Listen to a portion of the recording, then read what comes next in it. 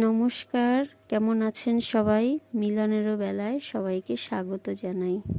আজকে শুক্রবার, সকালে একটু জলখাবারের জন্য ঘুগনি বানাবো। কড়াই বসিয়েছিলাম, তেল দিয়েছি, তাতে তেল গরম হয়ে গেলে জিরে, তেজপাতা আর শুকনো লঙ্কা ফোড়ন দিলাম। এবারে এর মধ্যে আলুগুলো দিয়ে দিলাম। এরপর নাড়াচাড়া করে এর মধ্যে দিয়ে দেবো এক এক করে লবণ, হলুদ গুঁড়ো দিয়ে আবার একটু নাড়িয়ে নেব। আলুগুলো ভাজা হয়ে গেছে, নামিয়ে নিয়ে কড়াইয়ে আবার তেল দিলাম। তেল গরম হয়ে গেল, এবার আমি জিরে বাটা আর আদা বাটাটা দিয়ে তার মধ্যে হলুদ গুঁড়ো আর লবণ, দুদানা চিনিও দিয়ে দিলাম, লঙ্কা গুঁড়োটাও দিয়ে দিলাম। ভালো করে মশলাটা কষানো হয়ে গেছে, মশলার গা থেকে তেল ছেড়ে দিয়েছে। এবার আলুটা দিয়ে নাড়াচাড়া করলাম ভালো করে।